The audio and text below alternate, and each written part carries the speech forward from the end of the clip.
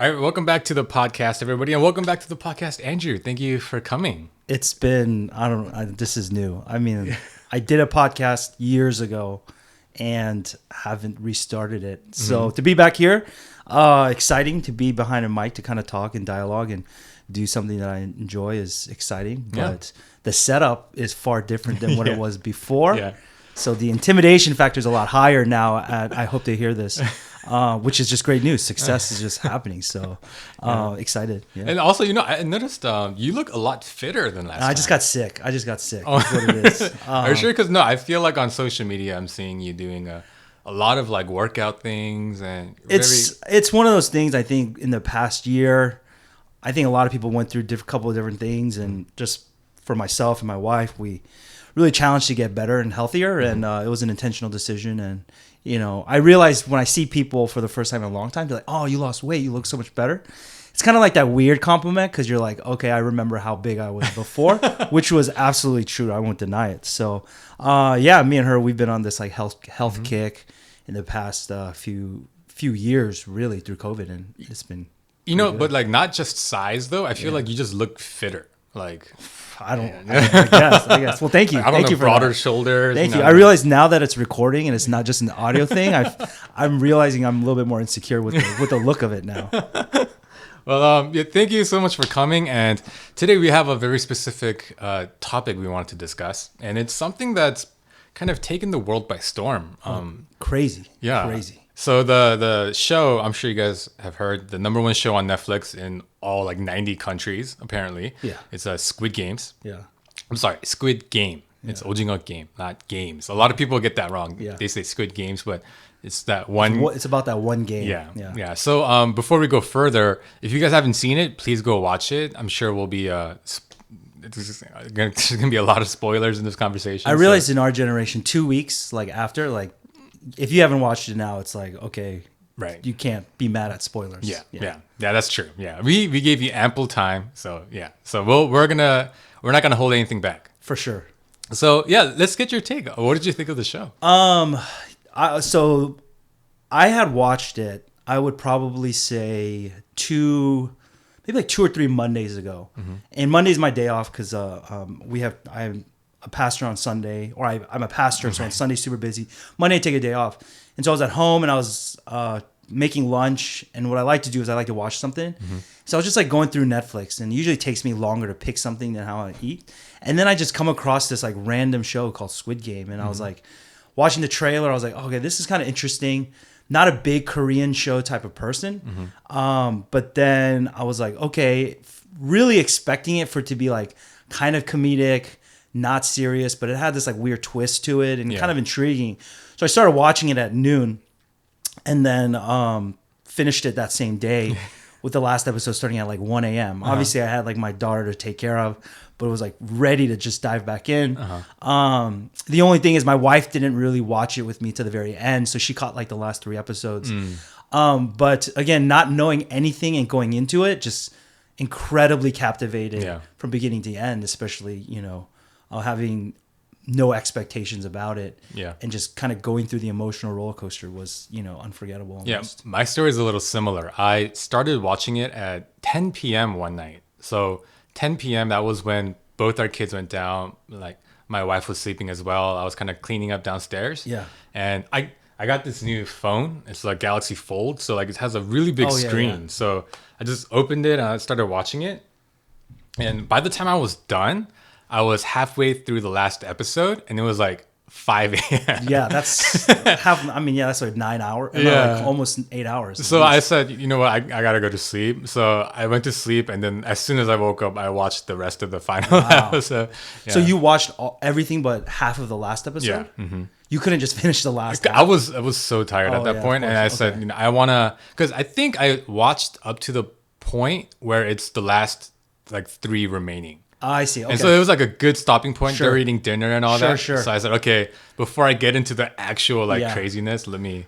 I'll say that's a lot of self-control because for most people, they're like, well, it's going to be one of these 3 and you got to find out what happens. And to stop there, I mean, I guess it is a good stopping point. But No, I was fighting against my body. Like my body was shutting down. I was so tired because this was like 2 weeks ago, so it was like 2 weeks into the like taking care of our newborn. Sure. So we're not getting any sleep. Oh, yeah. And all that. You're right, so you're right. it was I started watching it at 10, saying I'm gonna watch one episode. 11 p.m. That's not a bad time to go to sleep. No, not at all. But then I just like it's so. The concept is so intriguing that you wanna like figure out what happens, and that's kind of how I got hooked in the beginning. But it was the character development and like the psychology of the characters that kept me going. Was there a character early on that you like latched onto more? I'm gonna be honest. You know, I think his name is Sangu. The guy who graduated from like Seoul University, like the really smart guy, the one that like everyone hates. Yeah. As I was watching more and more, I said, if I'm being really honest with myself, I probably am most like that guy than anyone. Like I wish I could be like Ali.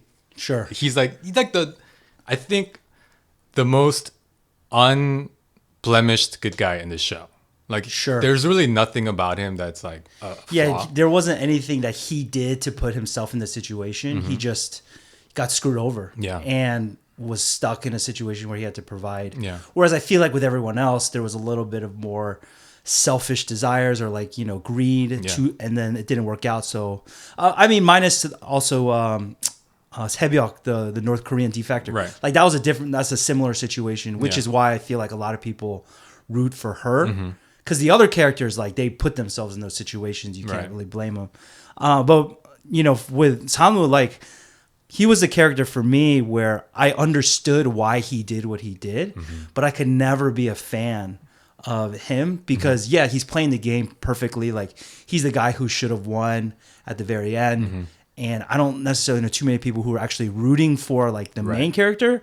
Because for me, I would say, like, being a father of a little girl, I'm, like, watching him in the first episode. I'm like, dude, I'm disgusted with you. Like... Yeah.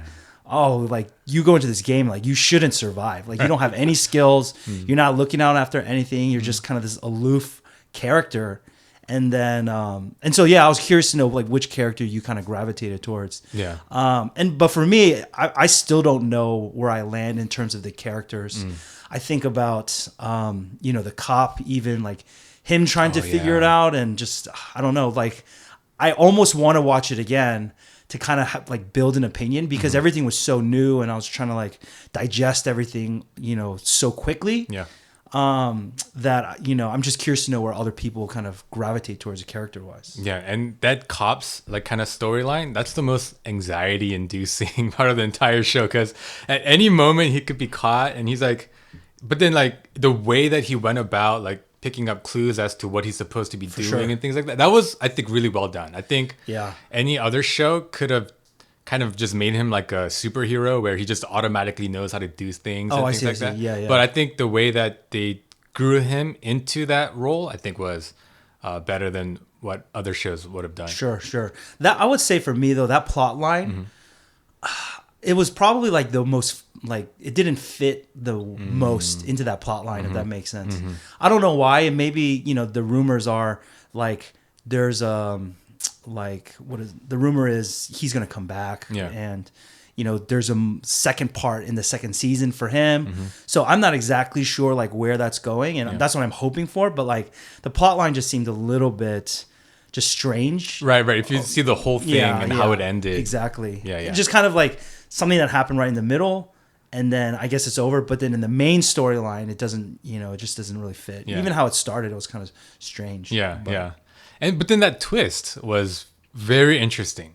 The part where he finds out the front man is his brother. Yeah. Because then the implication is that this guy went through the games, he won, and then he decided to go back and like kind of help it keep continuing. True. Yeah. And so like the psychology of that and like the reasoning for why one would do that is so intriguing. What do you think comes of that in the second? Like, let's say there is a second season. I think it's confirmed. Like, do you think they dive further into that, or do you think, or we figure out like, hey, or it's like the duty of the person who wins to kind of come back and get involved, and maybe the main character this year is gonna like break that trend. I don't know, because we don't know what happens in the previous Squid Games. Right. Winners and stuff like that. He's the only winner that we know. Yeah, that's the interesting thing for me is, so like looking at the entire life of the brother, the front man. If you remember the cop, he goes to his brother's like house or whatever. It's like a dormitory, right? Exactly. Like a small, tiny little place. Yeah. And he doesn't think of his brother as this successful rich guy, but he at one point won millions of dollars, right? So like, the question is like, why is he living that way? Yeah. Is it similar to the main character where like he went through it, so mentally like he couldn't really do anything at the end? Yeah. And is he being like forced to be the front runner, or like there's a lot of questions, but I do think that the cop is not dead.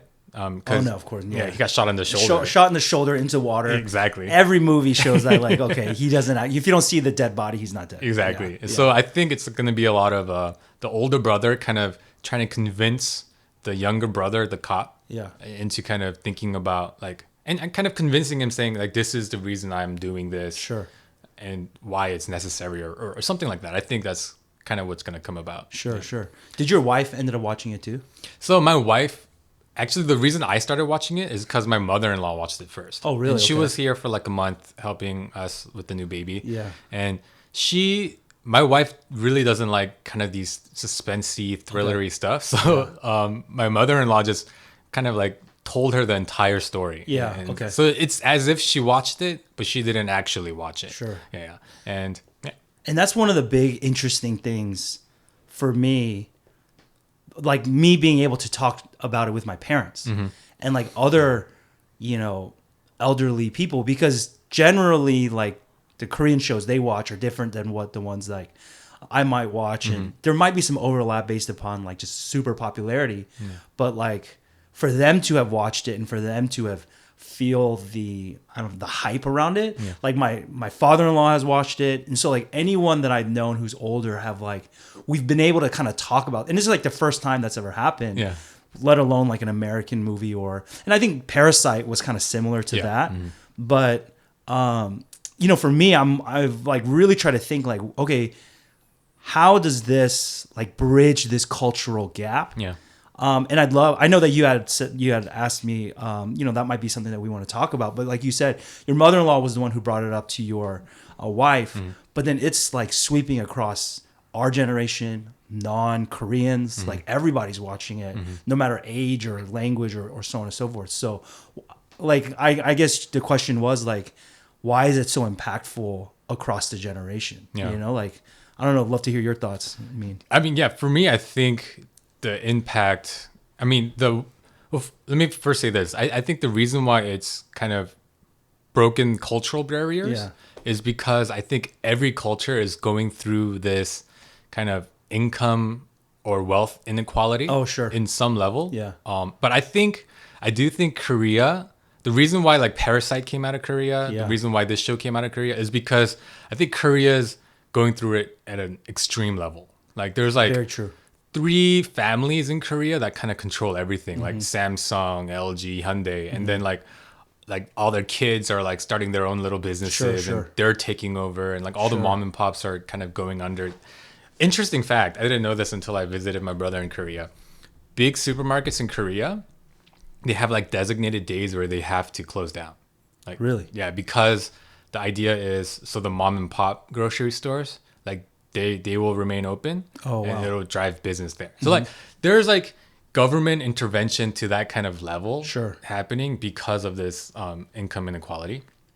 But I think the generational thing is because the games are all games that our parents play. Oh, absolutely. Yeah. Absolutely. And even the dalgona thing. Yeah. Have you ever had that? I've never had that. So I've had it in my life only because my dad taught it to me. Like he one day just like had like a ladle, and then he's like, "Hey, this is like what I used to eat, and I think you'll really like it." And he like made it for me once. It's like burnt sugar, right? It's like pretty much melted sugar, and it's it like ruins the ladle. So if you guys are gonna try it at home, really? Yeah, we couldn't we had to throw it away after like multiple uses. But so I think that's probably why it resonates for them, if I had to take a guess. And I think the creator and the writer of it did a fantastic job of like capturing this nostalgic memories for like this older generation. and like intertwining that with a plot line that is obviously attractive to like young, Netflix watchers and series and stuff like that. And for it only to have been 9 episodes and to have gone through, like, to be able to capture like that older generation with those games, but then also to get them into the storyline and so on and so forth. I thought it was like really brilliant. Yeah. Because me and my parents are talking about the show, and I think it was the I forget what it's called in Korean, but like the paper game. They all played it as a kid. Yeah. And they all had the targona, the sugar. They all did that. Red light, green light is pretty much, across every culture, I feel like. And so they can all connect.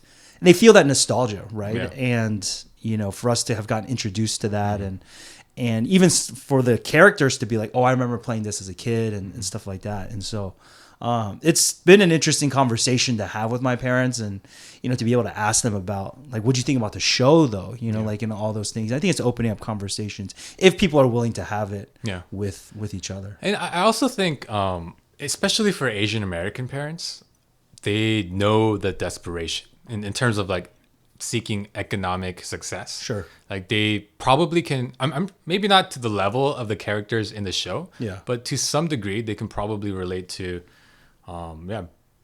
pretty much sacrificing everything to gain some sort of financial stability. Sure. Yeah. Right. And like for Korea, it seems like a really modern, economically thriving country now.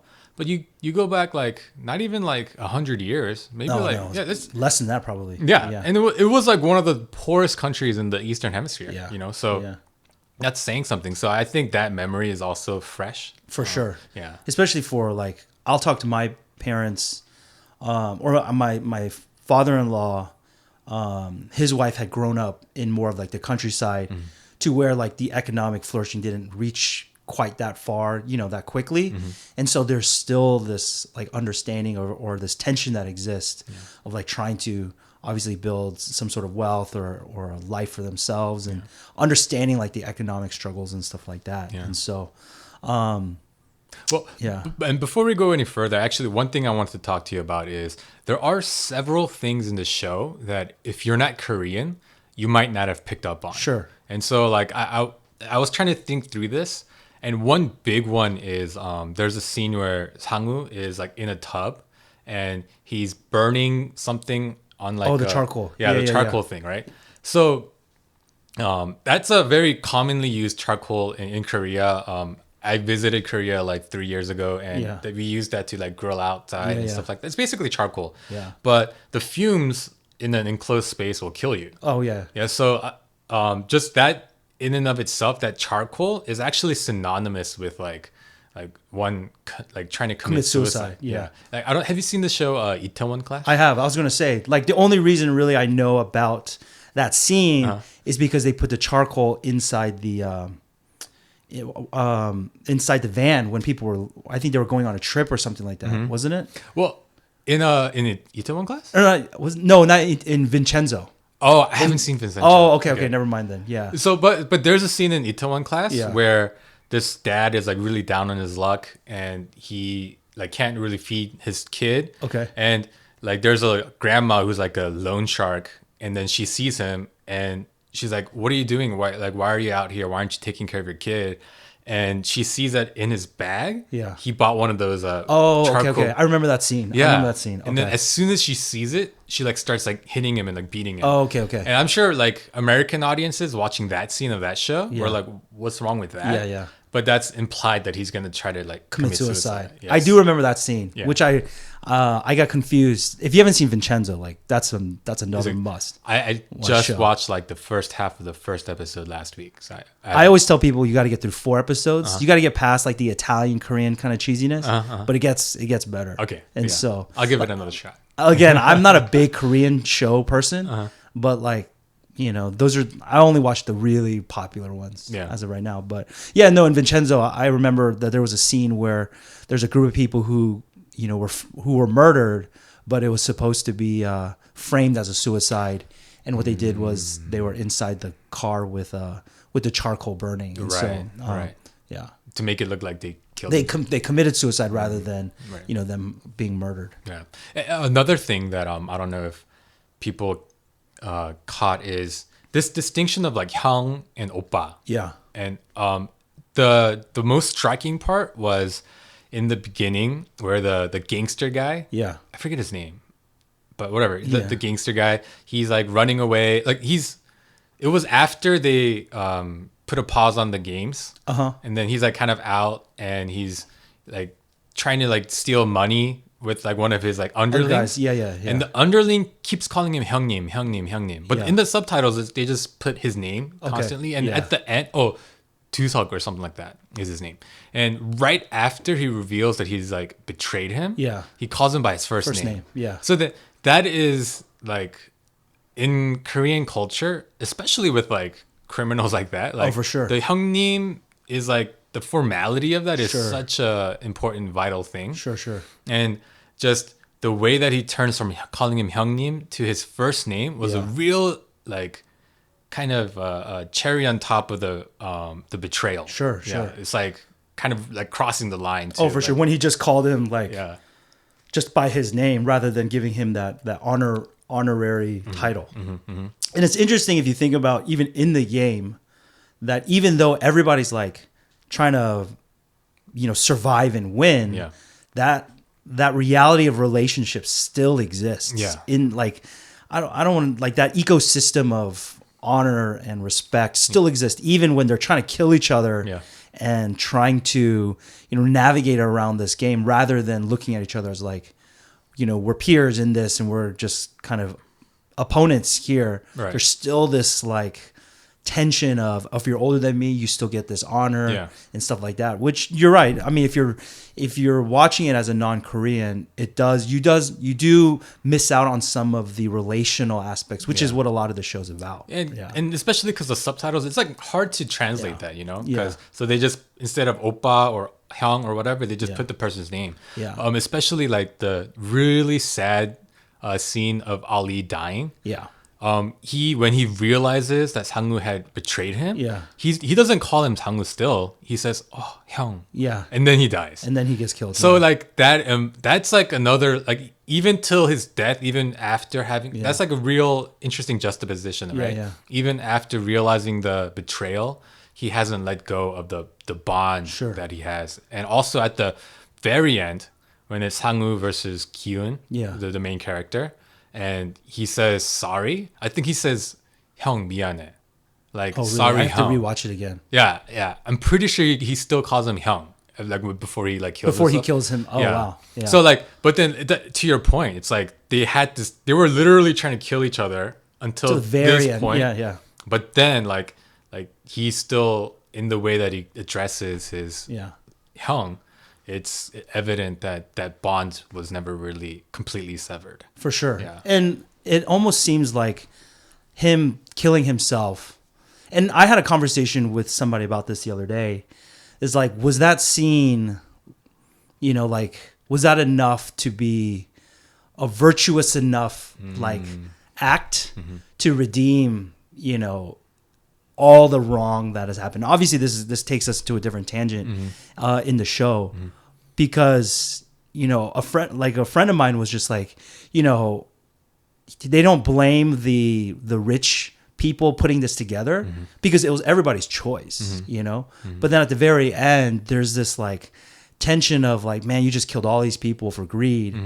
Like, do you think what happened in that last scene was enough virtue to have like forgiven Ki-eun of everything that he's done in the past?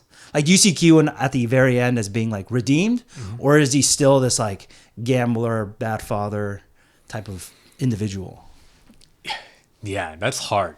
I think Ki-eun, I think there's a little bit of redemption for him because he wanted to say, let's just quit. And give all the money to the people who we killed and who've died. Yeah. So So at that moment, like for him, this relationship that he has with Sang-woo is more important than the money that he desperately needed. Because if you remember back to the first episode, like if he doesn't give his loan sharks the money back, they're gonna take his organs. He's dead anyway. He's so I think there's a little bit of redemption there. Sure. But the part but it's like hard to blame any of the characters.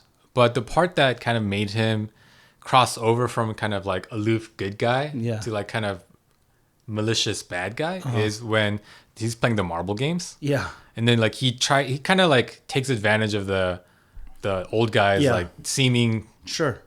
dementia, right? Yeah. So like, yeah, I don't know.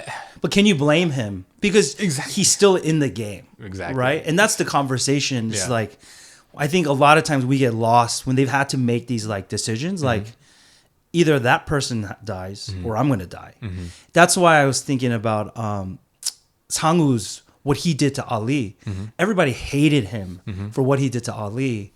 But then we only hate him because we don't have to make that choice. Yeah. But obviously, you know, this is hopefully this isn't a real scenario in any stretch. Right. But like if you're in that situation, like, can you really blame him? Which goes to the commentary of like what you're talking about.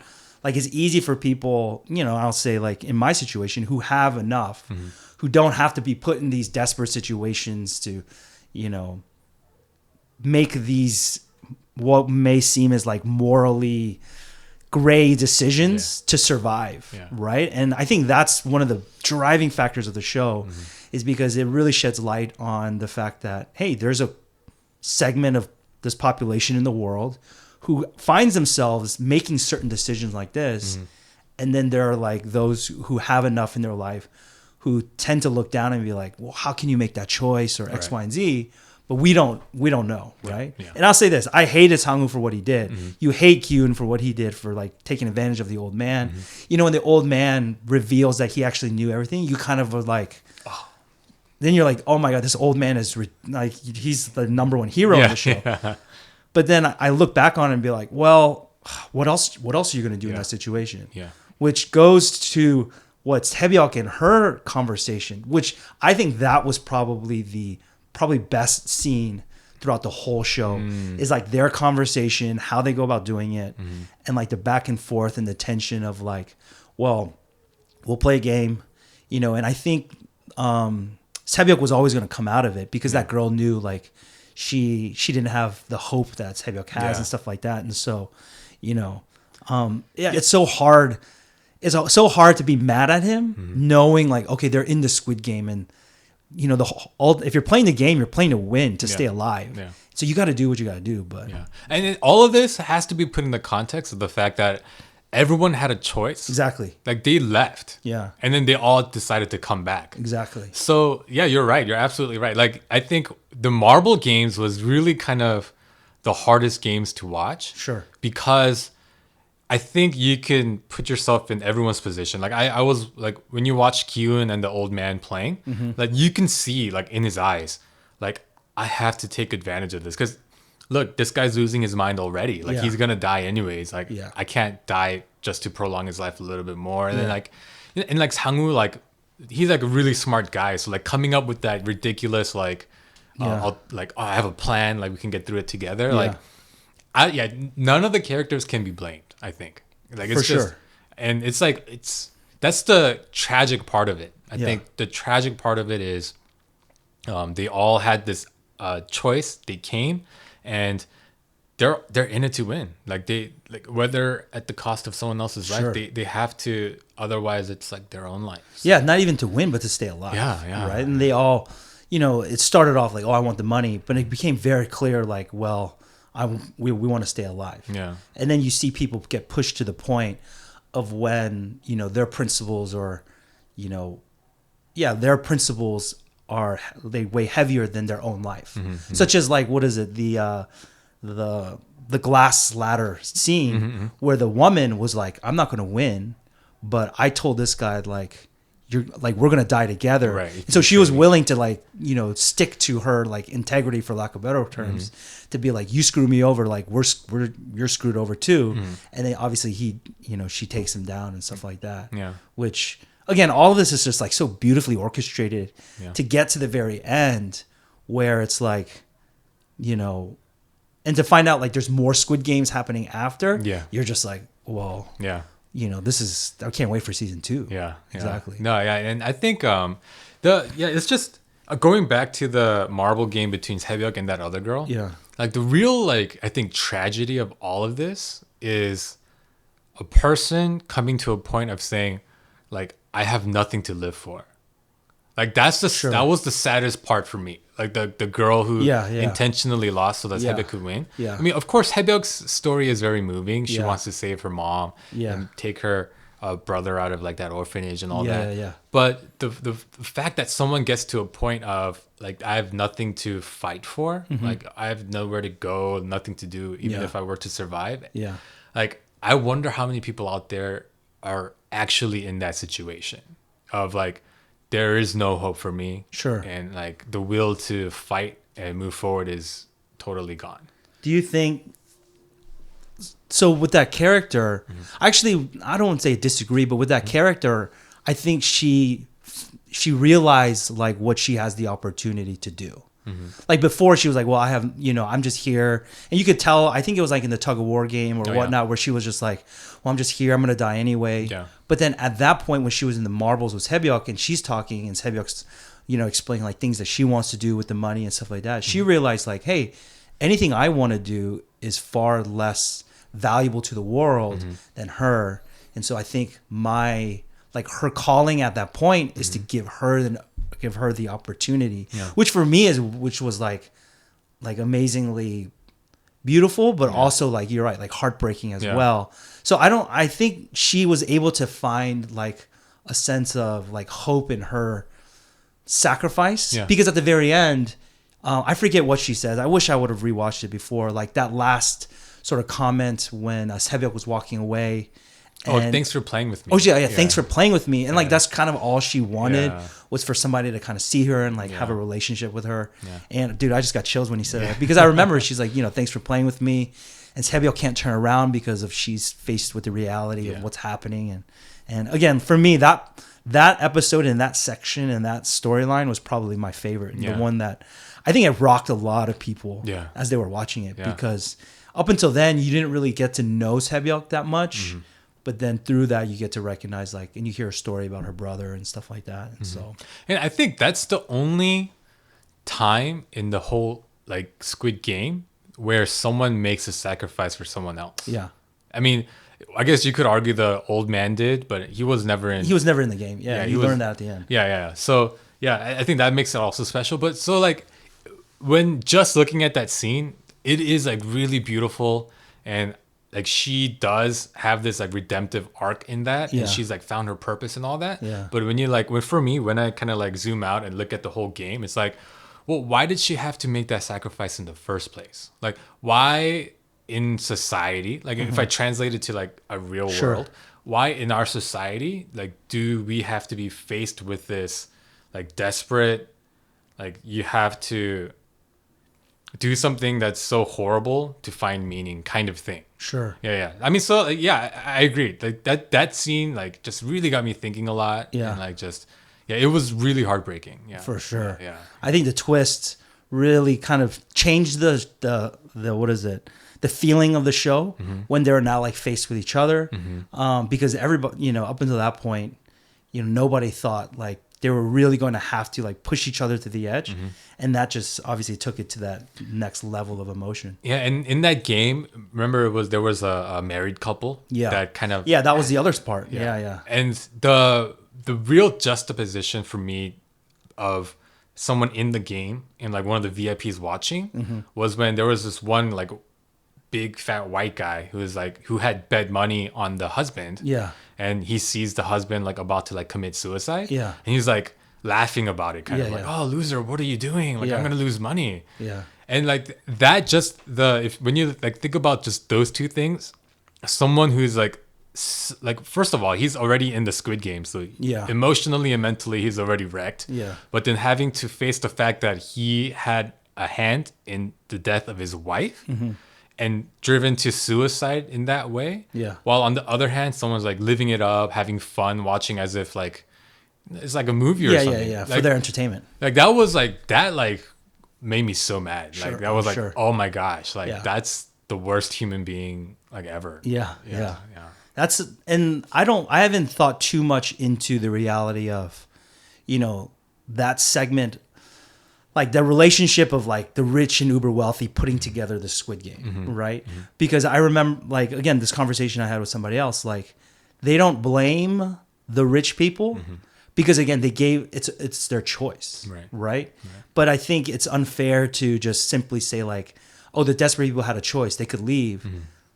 That I think that's a, not to get overly into it, like that's a privileged response to think like they do have a choice, right? Whereas their choice is to go back into sort of a worthless life where it's probably meaningless, whereas here there's a little bit of hope or something like that, which I think is shedding light on, obviously things that are going on, not to overly extrapolate Squid Game into like what's happening in our world, but like I get what my friend is saying, but at the same time, it's like, I think that's not totally fair to just simply say like, oh, these guys had a choice to leave and they did, and they came back.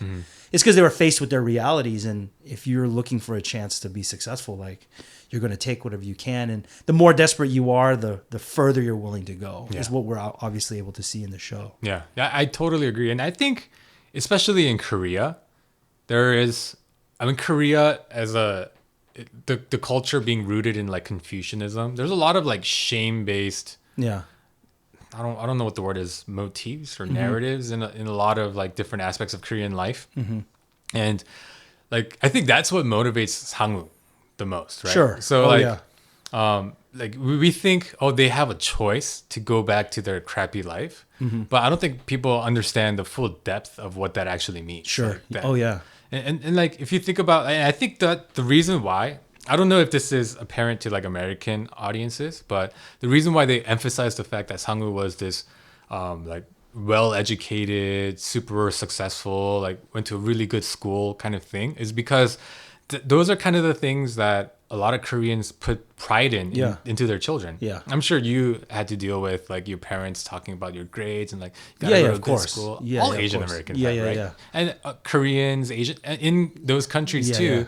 They go through all that as well. For sure. And at one point, they call him I forget the hometown they're from, but they call him the pride of that hometown. Yeah. So it like transcended just the family, but the entire neighborhood has like pride in him. Yeah. And for him to have failed so drastically in the real world, like you can see like why he would so desperately want to reclaim that pride and want to do all that. And so I do definitely think there's a lot to think about in terms of the actual economic implications of the show. Sure. In real and life. You get to see how much shame can fuel people to go to like desperate lengths to cover that up, right? Like he did God knows what to be able to try to win this game. Yeah.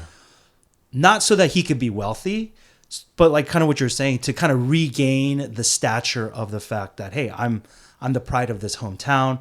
I'm not coming back, with debt and bad choices and bad judgment. Like I get to come back. Like he's not going to come back as like a Squid Game. He's going to come back as if, nothing ever happened to his life and he has all the money to pay back the debts and stuff like that. Yeah. And I think every character, struggles with a little bit of shame in a lot of different ways. Yeah. To push them to those points. Yeah. But I think, at the very end with Kyun, right? I did want to ask you, what were your thoughts on him heading to, obviously him heading to America to see his daughter, right?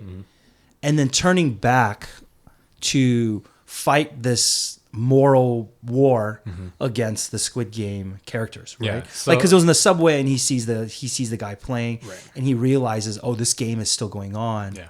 Like, what are your thoughts on how, like, his decision process in that? Obviously, as a father, but then also as like someone who, knowing like his moral compass. So initially, I was like, I would never do that. Yeah, 100% getting on the plane, gonna go see my daughter, right? Yeah.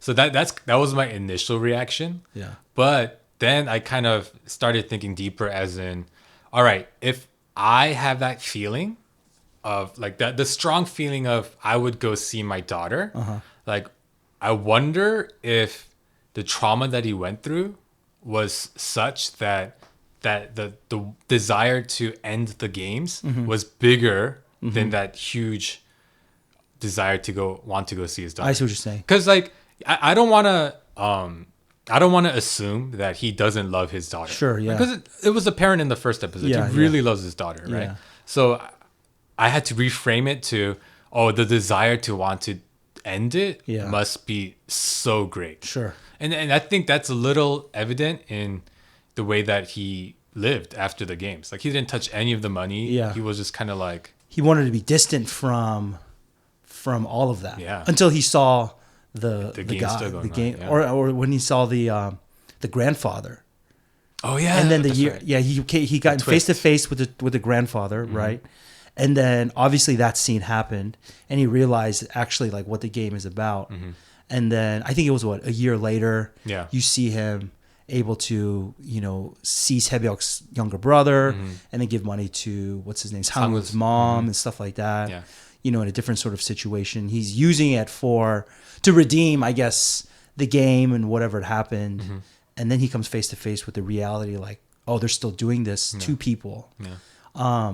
But again, it comes back to I think the core question of the show is like, these people have a choice. Yeah. But is it right for their desperation to be manipulating their choice? Because that's what it is, right? They're all desperate, Right. but they still all have a choice. But in reality, they don't, Right. right? So it's that weird tension of like, yeah, you can participate or not, but we know what the other options is, and chances are you're kind of coming back. Yeah. And they're doing this at at the pleasure of the uber wealthy or whatever. Yeah. And so that's the.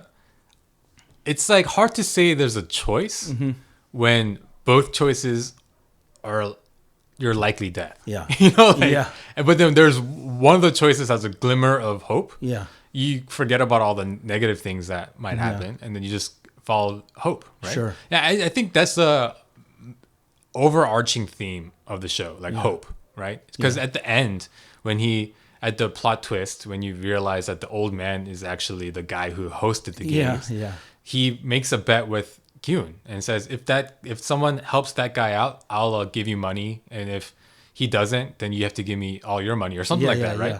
And then you find that someone did go to the police and got someone. Yeah.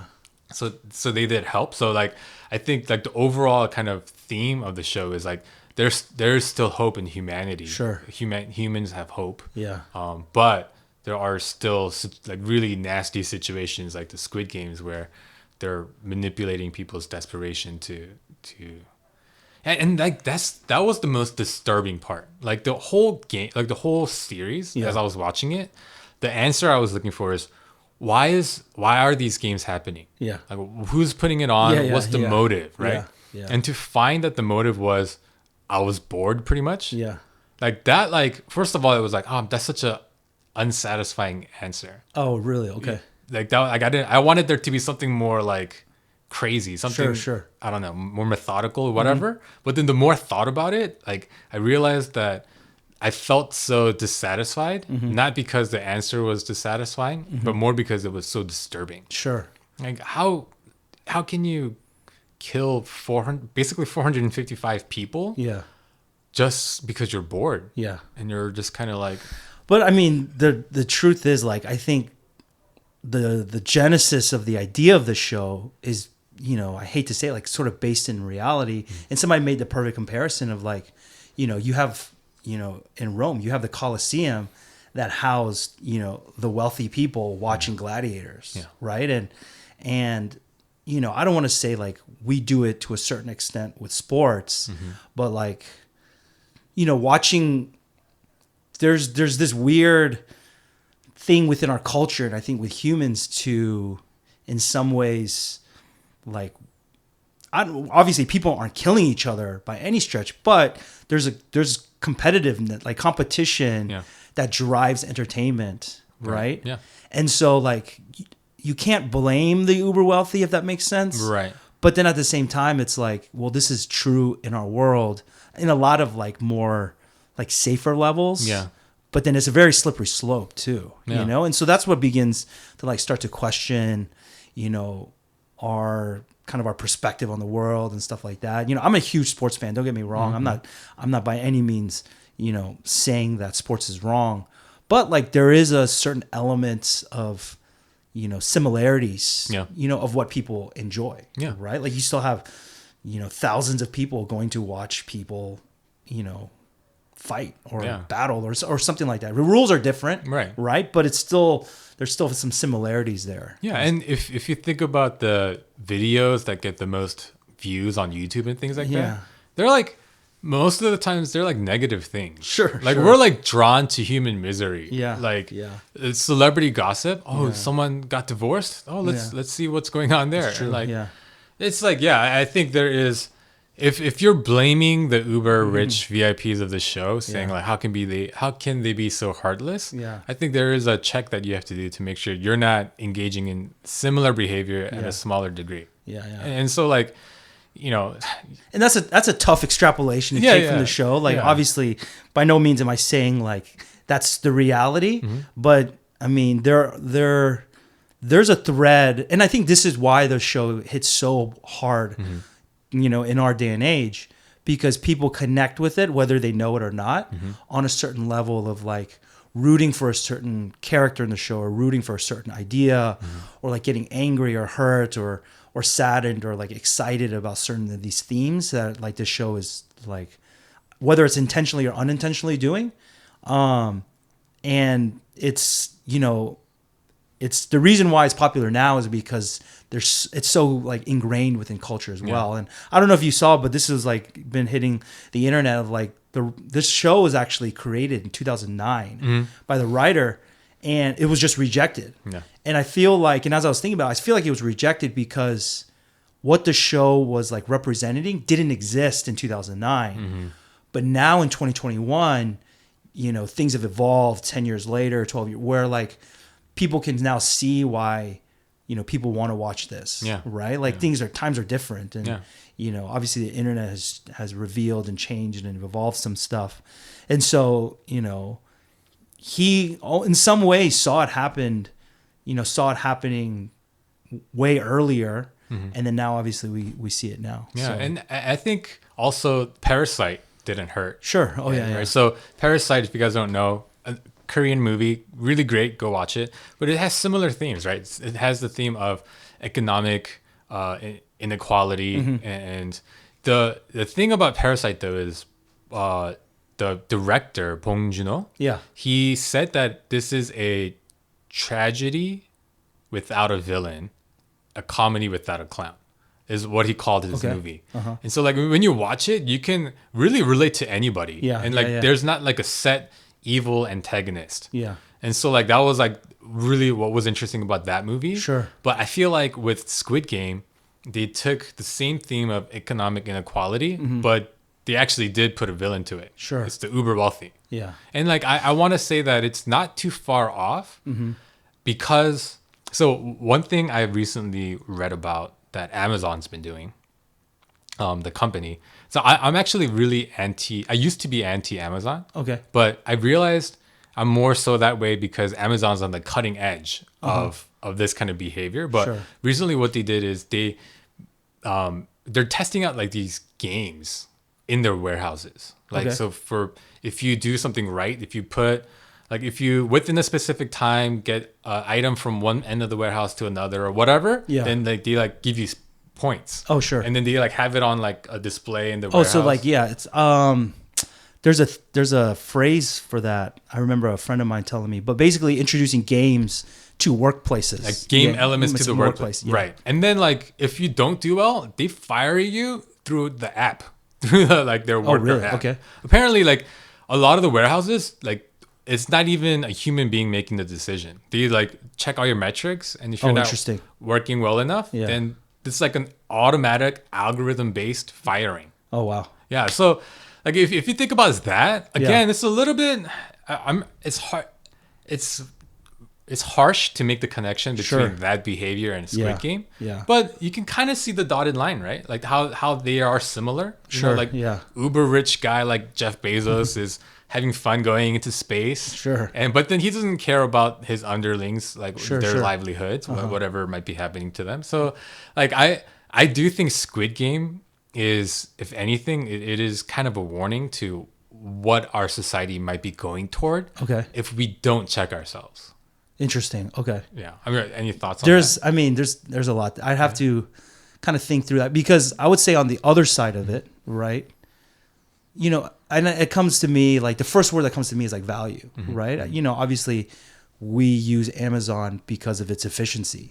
And the only way Amazon can be efficient is if it moves quickly, right? And obviously that trickles down. And then the value for that business is obviously like consumerism and so on and so forth. But the question is like, will our culture shift in a way where they'll pay more and wait for it longer, knowing that, you know, somebody can keep their job? Yeah. You know, does that make sense? Right. Which is it so like, and if I'm playing like devil's advocate, like, is that Amazon's fault, or are they catering towards what, you know, we as a consumer are looking for, right? Like I remember I'd order something at like 9 a.m. It's at my house at 5. I was like, this is amazing, right? That only happens if you can push somebody or something. It sounds like they're threatening to fire if they don't move fast enough, right? And obviously being the consumer side, like we don't see that. You don't see the implications of what we want to do. And so I get what you're saying. Like, you know, we can move into that direction if we don't check ourselves. And, you know, at the end of the day, obviously my principles and values will always be people over everything. Right. But it's that tension.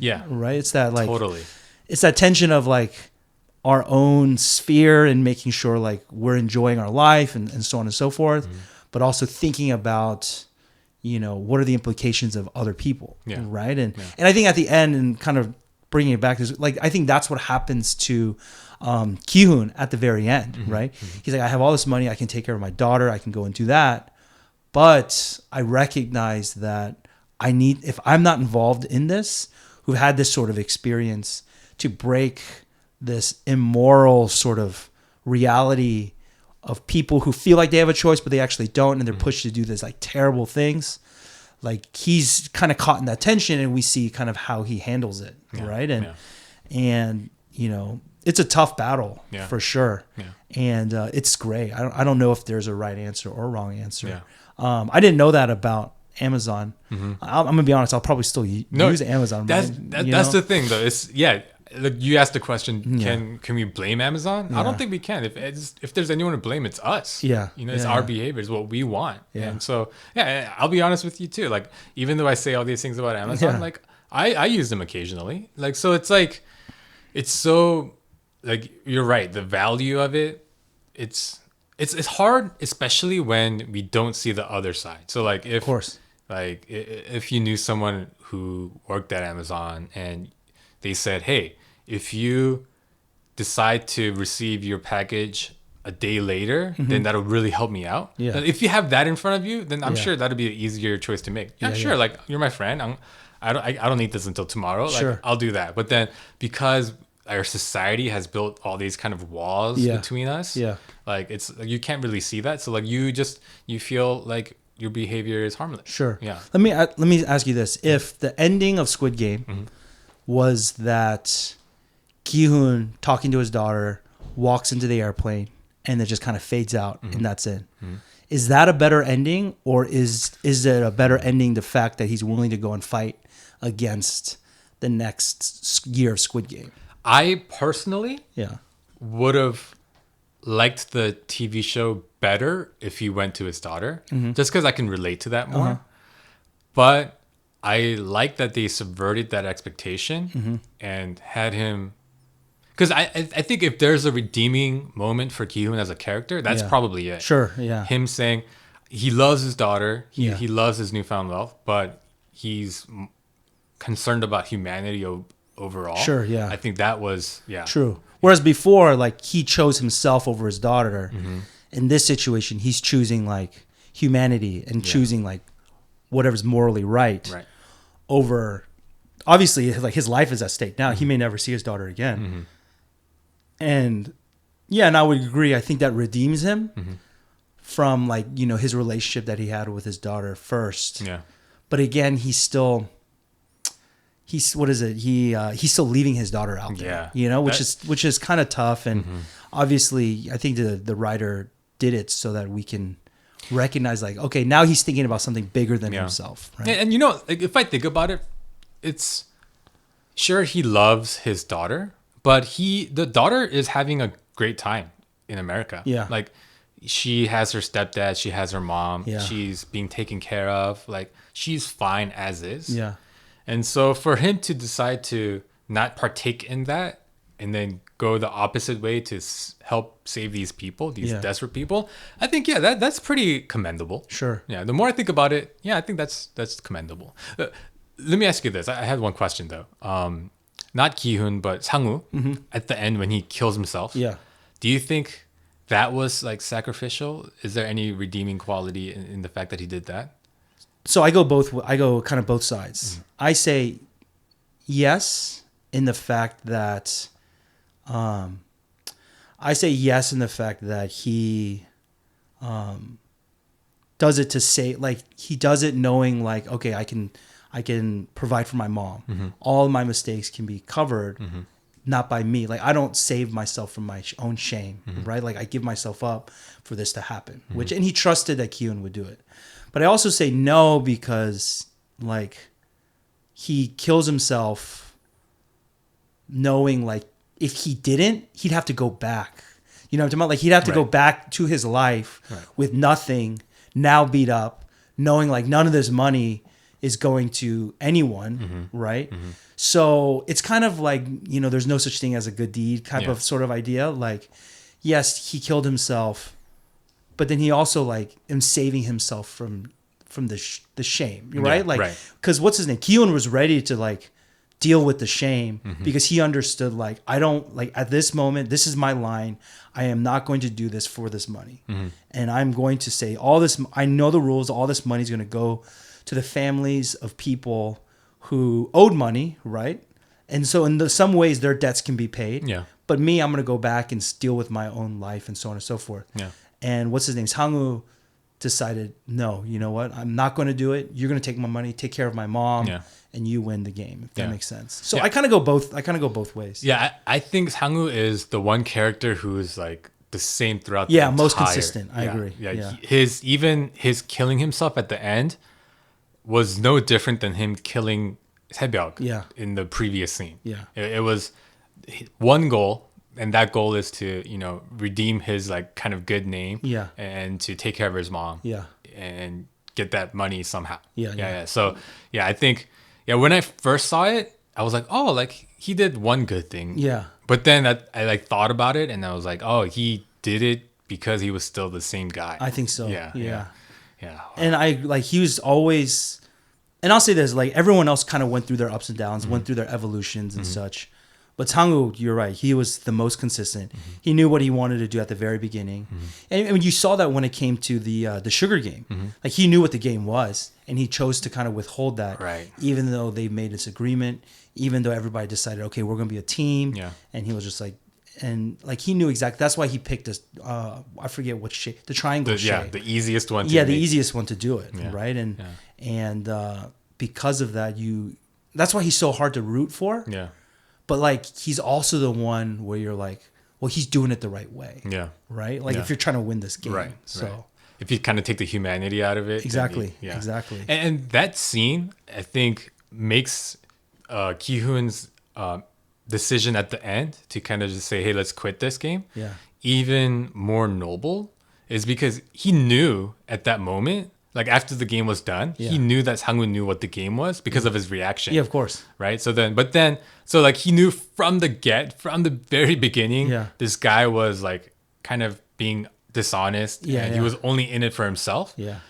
Even knowing that, he decided, let's just try to, like, make it out of this alive together. Yeah. I think that was pretty noble of him. Exactly. Yeah. And thinking back on it, I think the marble game was the first time, like, I don't say he got caught, but he realized that he didn't know really what was going on, because he picked Ali knowing, like, okay, this is the greatest, this is going to be the most advantage I have, knowing who he is and, you know, trust and whatnot.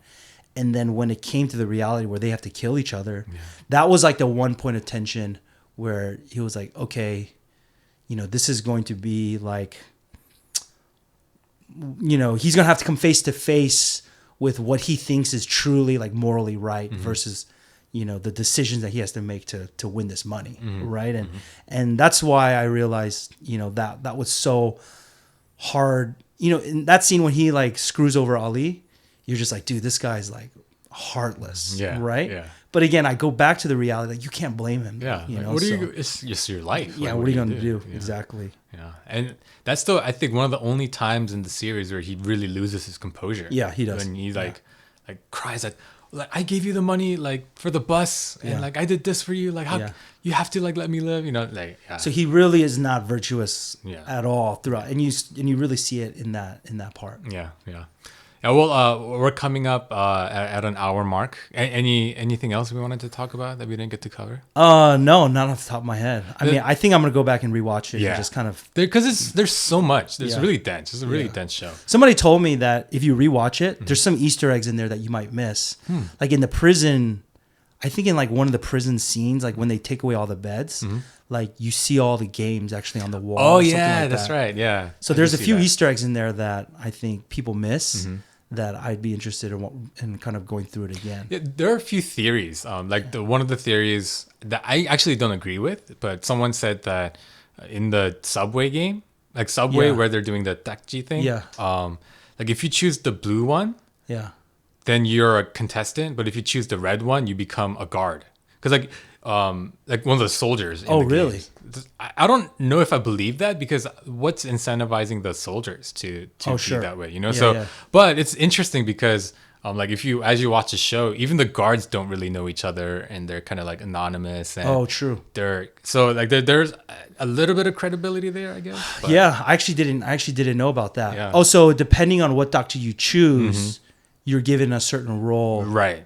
Interesting. Right. So, I mean, but who knows if that's real or not. But I think that color symbolism is like existent throughout because even at the end when he dyes his hair red. Yeah. Like the idea is that what I think is the idea is that like that's the color of power that he's like associated with. So he's like taking over. So there, I guess. And I was wondering why he colored his hair red, and then obviously I dove into like the YouTube like, theories and stuff like that, and that was probably the one thing because that was the color that those two colors. It was red and I think it was the red and green. Yeah, wasn't it? Red and green, and so you start to see that play out, and that's what I want to see. Like going back into the show, like where does the red and green show up? Right. Like what are some of the other Easter eggs that I may have missed and stuff.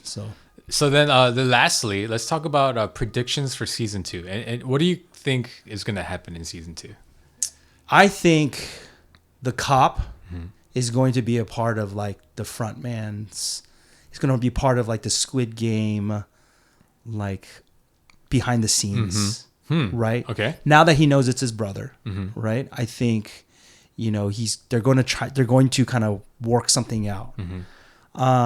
I do think it's going to be basically, what's his name, goes back into the Squid Game, trying to like beat the system in a way. But again, I'm not entirely sure. Yeah. So, and like a lot of this is kind of like Hunger Games 2, right. Like the Hunger Games like trilogy and how like they had to get put back into the game and stuff like that. Yeah. Because it's the only way in which he'd be able to really change it in some ways. So I don't know. I mean, that's sort of my first two thoughts that comes to mind. They say the Subway guy is going to play a bigger role. I don't know what that is either. Yeah. I don't know who he is. Yeah, so Gong Yu, he's like a really famous guy. Yeah. So it makes sense. But Korean dramas do this thing where they give cameos to like really famous people every now and again, Okay. So I don't know if they may have just paid him a lot just to play this one role. Just that one scene. Okay. I don't know if who knows with the popularity he might come back. Yeah. But Lee Byung-hyun, the front man, his reveal was like really like oh my gosh because he's also a huge guy. Even in America, like he's been in G.I. Joe, right? G.I. Joe, Red, like he's been in several like movies and things like that. So I think my prediction is it's gonna be a lot of Lee Byung-hyun, the front man. Trying to deal with Ki-hoon and his younger brother. So what I think is going to happen is he's going to save his younger brother, try to convince him. He's going to be unsuccessful. And the younger brother's going to escape somehow. And it's going to be the younger brother, the cop, and Ki-hoon somehow teaming up to take him down at some point to try to dismantle the games from outside of the games. Oh, interesting. I think just because like within the game, it's like like you kind of lose yourself, you know, like Sure. all the characters kind of like lose themselves. Yeah. So like I don't know if Kyun's gonna try to go back into the game to Okay. do it again. Sure. I think it's gonna be somehow they're gonna do it from outside of the game to try to Interesting. dismantle it somehow. Okay. If I had to guess for what's gonna Yeah. happen in season 2. Do you think we'll see another like version of Squid Game? Like as in like another version of like them hosting the games inside. So like we'll get more like tug of war type of games. Like we'll see different teams and stuff. You know what I think would be cool if they did is so the implication is that the host of the game got to choose the games, right? Okay. And he chose those games because those are the games he played as a child, and it like he got to relive it, and it was exciting for him, right? Okay. But I feel like this is a system where it like rotates. Like it's not just one host all the time. Sure. Like another VIP is going to be host next. Interesting. So maybe they'll go somewhere else and they'll play the childhood games of someone else. Oh, interesting. Yeah. And then, so these are all new games. So Kyun and the younger brother won't really know what they are. So then it'll be a challenge. I think there's a theory of like there are Squid Games happening around the world. So like, you know how they brought in all of these like VIP guys. So like there's a Squid Game happening like in Paris or something like that. And you're like, it rotates around the world because it's just like, why would they all just come to Korea type of thing? Like, you know, it's just a bunch of rich guys. And so I'm wondering that could be it, you know, like, so they're just kind of recruiting people. Again, we have no idea. Yeah. Do we know when season 2 might be coming out or no? I don't even know. Did they confirm season 2 is coming out? I don't know. I think they'd have to at this point. Yeah, they have. Because like another thing about Korean dramas that a lot of people don't know is it's one and done. It's one and done. Yeah. But then I don't know if you saw Kingdom, the zombie one. So that was like 6 episodes at 2 seasons or 3 seasons. Okay. But it's interesting because this guy wrote this in 2009. So it's been around for a while. Right. Do they have anything, or they would try having to make it up now that it's popular? Right. And so that's going to be one of those other things. Is it going to be just as good? Yeah. Maybe they have a good formula, so who knows? Yeah. I mean, it would be great. I think there are still a lot of unanswered questions. Yeah. It's particularly the cop, the policeman. I think so. I would definitely watch if there is a season 2. Absolutely. But we'll have to see. It's amazing. Like I don't want to say the butterfly effect. That's only because I watched this other video, but like the butterfly effect of Netflix in their history to get to this point when a Korean show.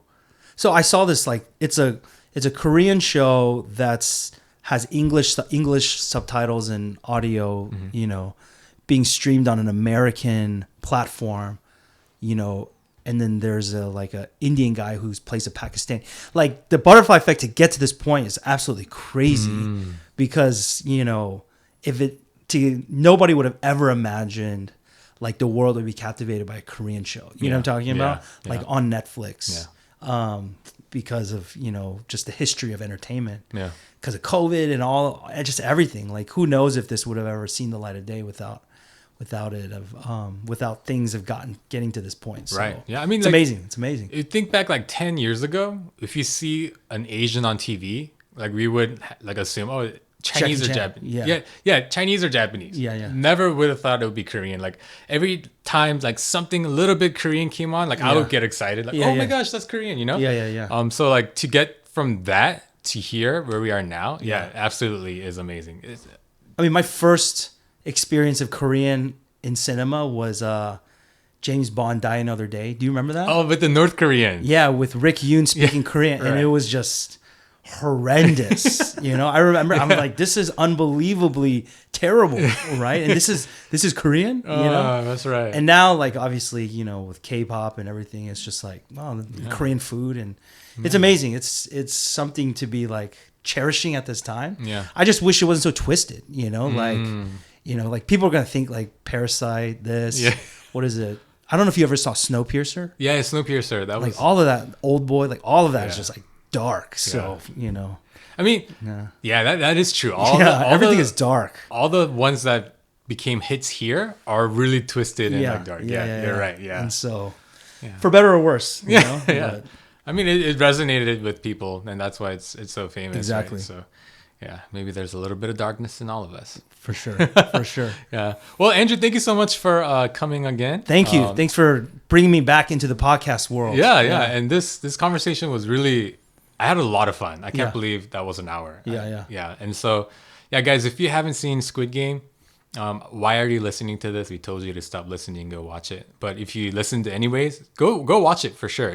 It'll take you on an emotional roller coaster, and it'll leave you with a lot of deep thoughts like we had. Absolutely. Yeah. And I can't wait for all the Halloween costumes. Oh, I mean, yeah. it's going to be a Squid Game Halloween costume fest. Yeah. So. People who already have those like green tracksuits, they're just going to throw those on and just put some numbers on it. Exactly. Yeah. Well, yeah. Thank you again. Thank you guys for listening, and we'll talk to you guys next time.